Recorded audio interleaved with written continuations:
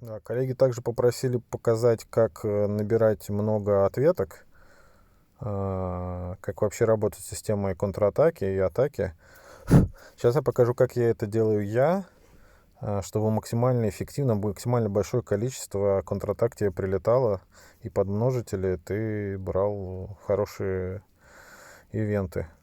Так сказать, ту же ракету с топливом. Я показал, как с помощью 9. А тут у нас максимум нет, тут максимум 10 ответок. Да.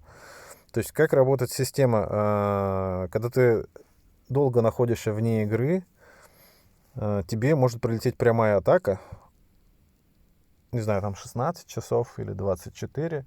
Ну, обычно ты с утра просыпаешься, тебе могут случайные товарищи проатаковать. Они когда напрямую атаковали. А, Не знаю, как система это распределяет, но неважно. Более 10 ты не сможешь получить в любом случае. То есть тебя могут атаковать 20 человек, 50 человек. Ты получишь, скорее всего, последние по времени атаки от последних 10 игроков. При этом ты можешь провоцировать, чтобы на тебя люди могли напасть, атакуя самих непосредственно. Самый лучший вариант, что я практикую, это атака соклановцев, которые находятся, вот видите, у многих идет перезарядка, но те, кто давно не заходили, те могут быть подвергнуты атаке. Соответственно, после того, как я атаковал товарища, в зависимости от того, есть у него щиты или нет щитов в настоящее время, ему прилетит либо контратака, либо месть. Ну, что то и то у нас очень важно, поэтому нам... То есть мы, получается, инициируем, чтобы он нас контратаковал, и после того, как он нас контратакует, нам не нужно ждать какое-то время, прям буквально в момент завершения его битвы прилетает уже к нам возможность контратаковать его. Таким образом, в том числе можно получить так, что человек, который заходит в игру, может тебе сразу же 3 контратаки вернуть, потому что ты его атаковал. Да, люди, которые сейчас не в онлайне, их можно будет атаковать потом раз в полчаса. То есть таймер на новую атаку сбрасывается раз в полчаса. Соответственно, часто такие случаи, когда какой-то человек заходит, и тебе сразу 3 контратаки прилетает. А ты в это время зашел в игру, ты в это время отыграл их в 15-минутное окошко, и тебе прямо во время игры ты ему 3 контратаки вернул, он тебе вернул 3. И так можно друг другу закидывать, ну, до бесконечности, я думаю. Соответственно, если регулярно атаковать коллег, соклановцев, то можно получить такую лесенку. Туда-сюда возвращаем. То есть это видно по истории. Соответственно, сейчас она ему прилетела. Светик. Раз, два, три, 4 подряд. 4, 4, 4, 4. То есть я помню, там 3 прилетело с утра, я их отработал, так как Светик был в онлайне, а одну назад успела вернуть. Остальные, видать, забились другими слотами от других игроков. Вот у меня висит контратака от Эндрю. Сейчас щиты набьем.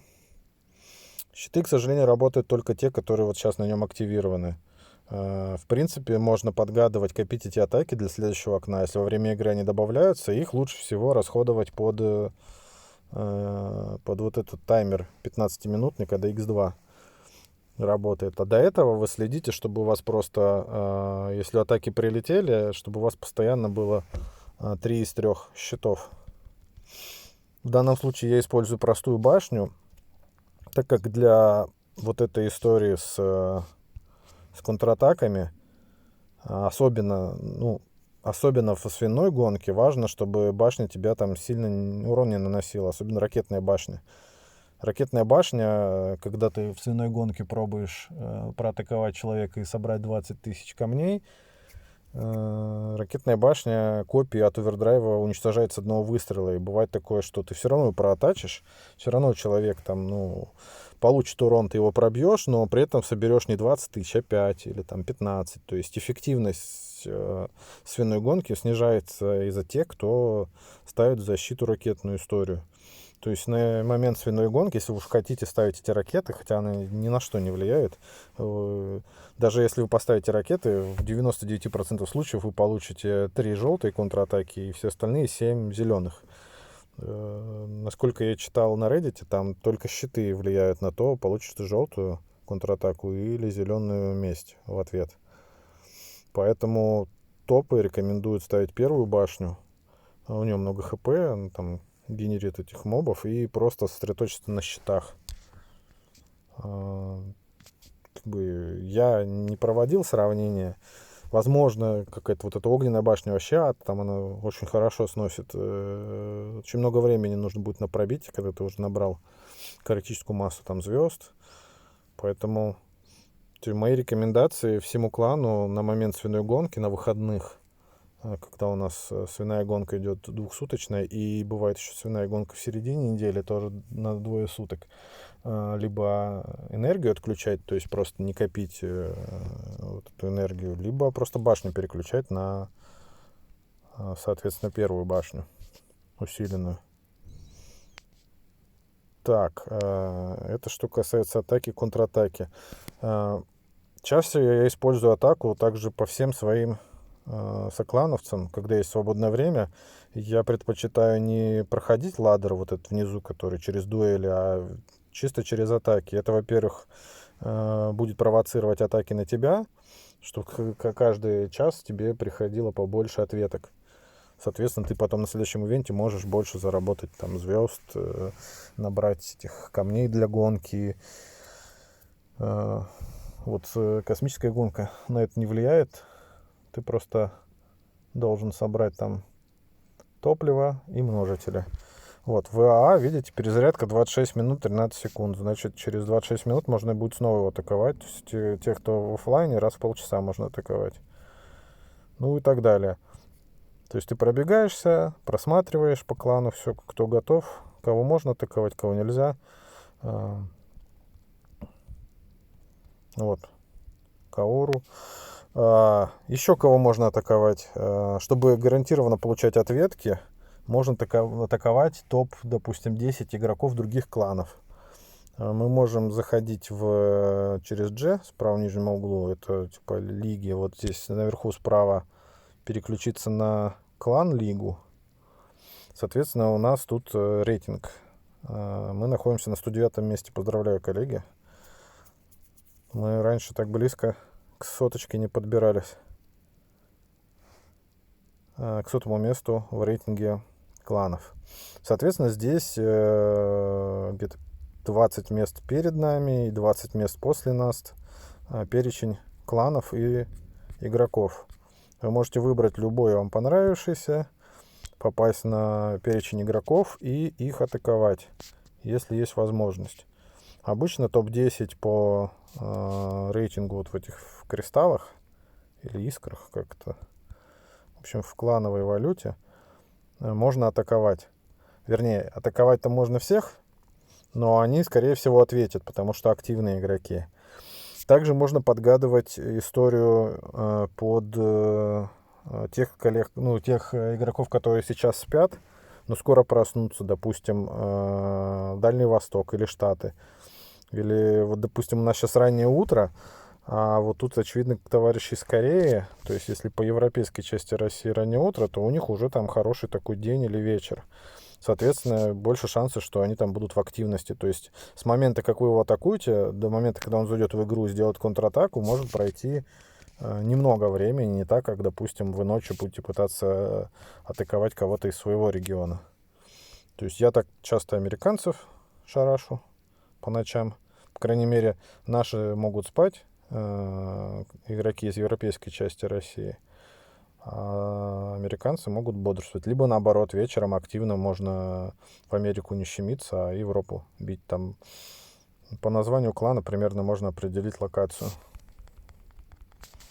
Вот, соответственно, вот так вот продамажили, подождали, они ответили или не ответили. Но в любом случае этот способ позволяет провести атаку, получить возможность контратаки. И когда множитель активен, а все контратаки закончились, я предпочитаю именно через атаку это делать. Что есть шанс, что тебе товарищ вернется скоро. И самое главное, ты, если нацелен, допустим, на сбор этих звезд под множителем, то эффективнее это делать именно постоянными атаками. Ты тогда не будешь зависеть от дуэлей, где попадаются пиньяты, где попадаются вот эти тропы, которые не дают никаких звезд, где попадаются эти крепости, которые имеют мало хп, у тебя не хватает времени нормально собирать звезд. То есть, или если ты заточен на то, чтобы 20 кристаллов собирать, самый эффективный способ это не крутить вот эти дуэли, которые внизу, а именно биться атаками. Ну, вы можете сказать, ребята, тут очень долго искать этих в клановой лиге, выбирать там, тыркать на них, как бы. Есть еще более простой способ бежать атаки, когда тебе просто, допустим, ты уперся в... тебе нужно собирать быстро-быстро сейчас кристаллы, а ты уперся в пиньяту со звездой и не готов сейчас ее тратить. То есть у тебя сейчас пиньята, ты, допустим, ждешь, когда будет множитель x2, чтобы собрать звезды, и тебе просто нужно что-то атаковать. Или, допустим, вот идет гонка снаряжения. Тебе под какое-то снаряжение собраться нужно и атаковать, а ты не хочешь сейчас просто тратить время на пиньяту, ждешь таймера. Вот это как раз атаки. Это самый лучший способ продолжать набирать, там, выполнять свои задачи. То есть в гонке снаряжения гоняться, там, через атаки. Вот, самый другой простой способ просто атаку скинуть, это также нажать на G, это будет рейтинг богов, но вот тут справа внизу есть абсолютный рейтинг по звездам за все времена. Вот тут очень большой шанс, что все вокруг могут быть неактивные игроки, значит их можно атаковать. Но имеется в виду, что они когда-то играли, забили, вот и в ранге их будет побольше. То есть тут могут быть и активные товарищи, но вот тут поездили, вот этот не играл, вот этот не играл.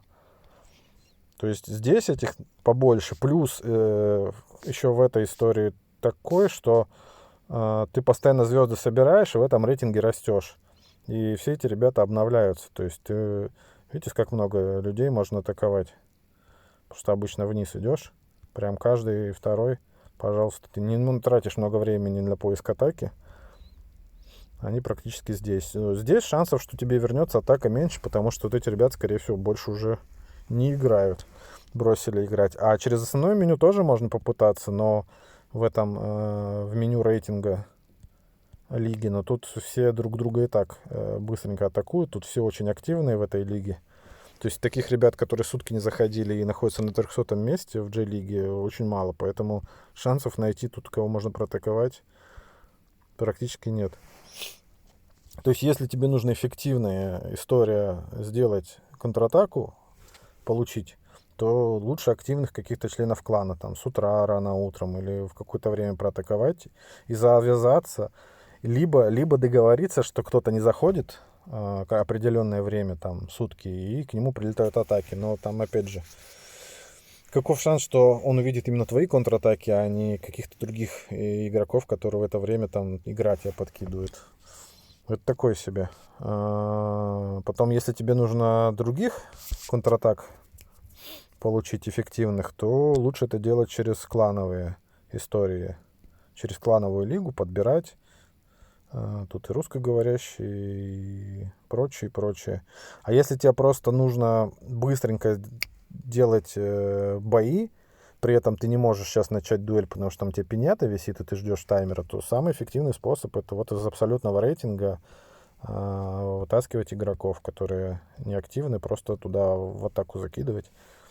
Часто я просто именно когда идет типа гонка снаряжения или как он там, ивент, когда тебе подкидывают рандомную сборку, и ты с ней должен там собирать звезды и так далее. Вот через этих всех ребят я делаю, ну, отлично.